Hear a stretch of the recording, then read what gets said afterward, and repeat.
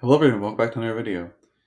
In today's video, we're going to do a really late tournament report of my World Championship run in Yokohama. I know that this is, like I said, very, very late. It's been like 3 weeks now since Worlds, but I got back from Worlds and literally the next day I had school, and school just kind of hit me with a ton of bricks. So I've been kind of focusing a lot on school, focusing a lot on prepping for my next tournaments, Sacramento regionals, but now I have got some time here. um, I'm going to do a tournament report for our World Championship run. I ended up playing Mew VMAX, as you can see on the screen. And honestly, I do really like my choice. A lot of other top players in Masters and in Seniors ended up settling on the same deck, Fusion Mew.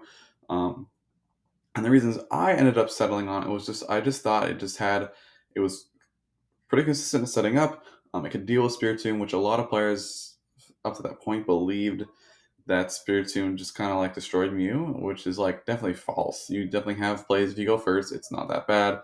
You have like the Sparkle attached to fusions to the Genesect, etc. Um, and a lot of players kind of underrated, I think, Mew's power going into the tournament, which made it that much better of a play. Additionally, it had a really, really good Pal matchup, which was kind of being hyped for the tournament. It had a decent Lugia matchup, which wasn't exactly being hyped. As we can see, Day 1 was a super duper popular play in Masters. Oh man, there's another one.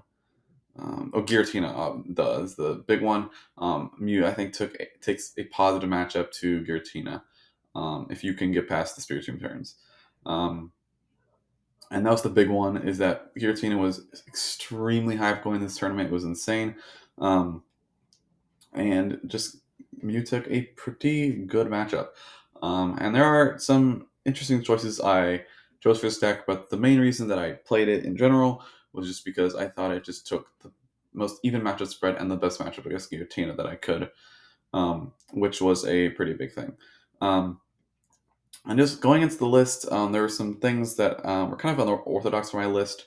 I played 3 like baby fusions. I played Eiscue, Meloetta, and Deoxys. Deoxys just being really good against Lost boxes with that 120 HP.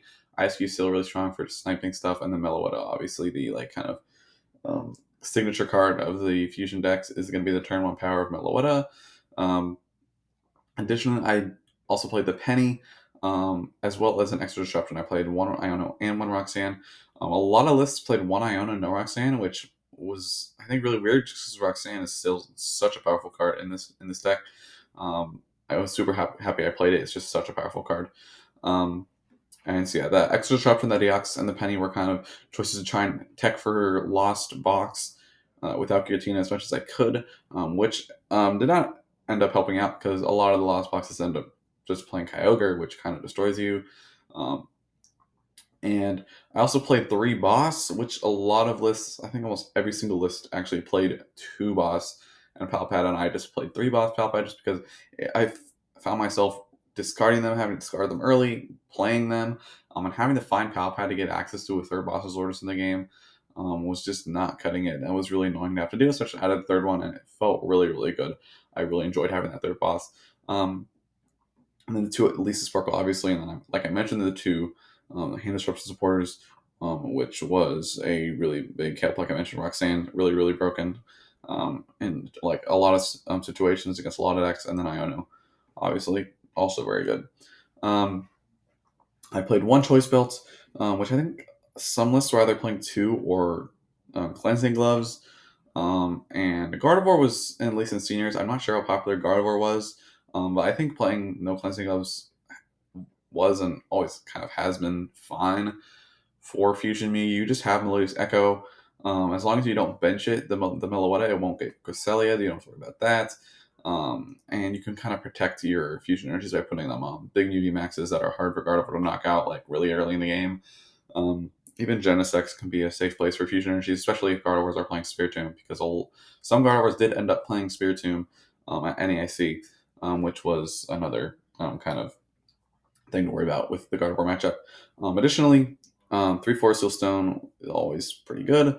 And the Echoing Horn, a lot of, I think, lists were not playing Echoing Horn, but Echoing Horn really helps against the Lugia matchup. You can Echoing Horn Luminion, of course, if you're trying to discard it. Echoing Horn it back. You can just like your prize up against Lugia can just like knock out Lugia V and then 2 Luminions with Echoing Horn, which is really, really nice because that matchup can be rough sometimes if you don't draw well, and they draw really well. And then 2 Lost City. This is obviously, you can kind of do against Gardevoir what Arceus Umbreon aims to do in this format, which is just kind of a Lost Zone on the Kirlias. Or if you go first, you get the Lost City turn 2 and the VMAX turn 2. You can just like Lost Zone through their Kirlias and just leave them with only 2 for the rest of the game. And Gardevoir is going to be that deck's main attacker, especially since now only plays 1 Zacian. Just Lost Zone in those are really, really good. One path is insane, Roxanne path, super duper strong, Iono path, super duper strong, and having it just in general, it's really good against a bunch of decks just to randomly throw it down when they're not expecting it, catch them off guard, which is nice. And then the energies was 4 fusion and 3 double turbo. And yeah, I was pretty happy with this list. The only thing I might change is I might have just cut a bunch of these texts that I had for Lost Wax, the Deoxys Penny. Mainly the 2 standard disruption borders is fine, but like the Deoxys Penny, looking back, maybe might not have been as needed, just because you can just be Lost Box just by out tempoing them. But let's just jump into my day 1. I was playing Seniors day 1. And round 1, I looked at the pairing I played up against Mia's son. It was actually one of my locals that we've played before. And she and her brother, I assume, but I didn't play against her brother, but I assume they were both playing it. They were playing the Gudra Sableye, the Lost Zone Gudra deck that also plays Psychic Energies and Sableye. And then they were playing a bunch of, I think they played Articuno. They had Drapion. At least I assume so. Because any Gudra deck is usually pretty petrified of Mew, so they're probably gonna be playing Drapion. So game 1, I just kind of had to like dance around the game. I couldn't knock out her Gudra V, or else I just get Drapion and lose. And there was a point where I probably should have just gone for it and tested the waters, saved me a bunch of time, but I ended up losing a really, really close game 1 that depended on having like boss or rope in hand. Off of like 4 cards, and then I also, to make those cards less, I also need to hit Roxanne or Iono, and it was like one of the last 3 cards of my deck. So probably could have locked up that game there if I just drawn Iono. And then game 2, I'm pretty sure I bricked and kind of just got rolled. So I started off 0-1, which is not good. Round 2, I hit Miraidon Regieleki, which is it was kind of the old style Miraidon, which is interesting. And they were playing Klefki and Spiritomb. Luckily, though, Mew has a pretty good time into Miraidon in general, just because of the kind of low HP 2 prize focused it is. Meloetta kind of can make quick work. The Klefkis weren't too bad because the fusion energy can turn that off and make you still be able to draw. It's just not that hard of a matchup. Especially just like the nature of Mew just kind of destroys Miraidon a lot of the time. But it was a Japanese player. He was super duper nice to play against. Almost all the foreign players I played against. I think actually every single foreign player I played against was just super nice to play against. They were all so fun, and I just really enjoyed my experience playing against them at Worlds. Round 3 hit Gardevoir, which game 1 I threw because for some reason I forgot that they can play Sky Seal Stone in their deck, and then game 1 I could have attacked with Eiscue to force boss and Sky Seal Stone immediately. Whereas I just attacked the Mew VMAX and then just let them research into the Sky Seal Stone instead of forcing the boss and having it all in hand. So that was not very good, but I was pretty behind that game anyway. I don't know if I would have been able to come back. And then I do not exactly remember what happened in game 2. I bricked in game 2. At this point, I'm 1-2, not feeling great. Round 4 I hit the mirror, which is not too bad. If you can get a good setup, you get down to 1 prizers if you go first to prevent the turn 1 like rope, knockout, 2 prizes shenanigans. You have Roxanne Path. Both players have Roxanne Path to come back from, which can be scary for both players. But I ended up taking that one 2-0. Once again, I think there's another Japanese player, super, super nice to play against. Like I said, all the foreign players were amazing. Round 5, I hit Lugia. Game 1, they bricked. Game 2, I bricked. And then game 3, I was going to lose because I had to discard my Echoing Horn earlier in the game, and I just couldn't use it to come back because they collapsed their Luminion, benched a Lugia V, or benched Lugia V to collapse their Luminion. I was out of modifiers. It was looking rough, and then I counted their energy, made the gamble that they didn't play 2 jet energy and were down all the rest of their colorless energy, and then bossed the Lugia and was just able to 2-shot it, which super happy about that. Round 6, I hit Arceus Giratina. They're playing a really weird list. They played like Battle VIP Pass, which was weird. They played, what other weird stuff did they play? I don't know. All I remember is how weird that they played Battle VIP Pass. I don't remember what happened, but it was kind of typical Arctina stuff. They started Spiritomb both the games that I won. I won game 1, lost game 2, and then won game 3. But both those games that I won, they started Spiritomb, which usually is pretty devastating going first. But it's fine, and I managed to pull it out. And then round 7, I was walking my table. At this point, I am 4-2. I'm on my winning in. I've battled it back from 1-2 to 4-2, which I'm already super happy about. And I'm just walking to my table for round 7, my winning in. I'm like, please give me Urshifu. And my opponent flips over a Metacham V, and I'm feeling great because Urshifu is a really, really good matchup. If you can set up and you just like are mindful of where your fusion energy are going, just don't mention Meloetta too early. All this, it's usually a pretty strong matchup. Game 1, he was from Australia, by the way, really nice. Of course, I played a bunch of really nice people. He, like I said, started Metacham and then prized Drapion, which made that game go pretty quick. And game 2 was a little bit closer, but I whiffed a modifier, I think, for knockout in game, and then it did not matter because my opponent did not have it. A lot of these games I'm not going to remember too much about just because they were so long ago at this point. And now I am 5-2. I battled it back from 1-2 to 5-2, which I was really pleased about. Getting my first World State 2 of my first Worlds